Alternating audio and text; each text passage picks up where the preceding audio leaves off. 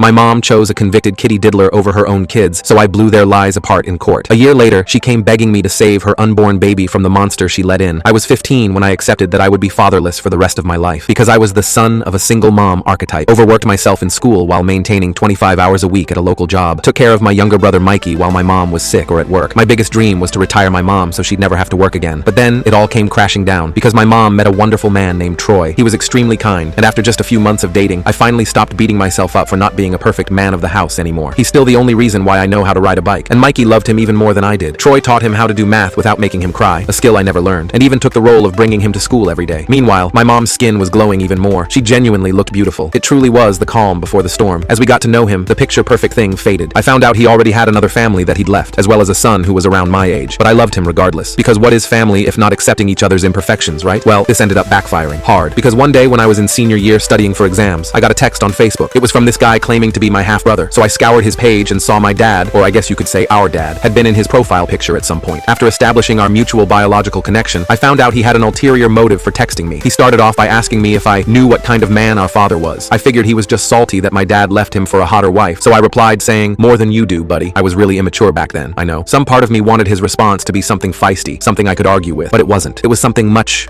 darker. He sent dozens of court documents. They were all about a man named Henry, who had been charged after stealing the innocence of his wife and his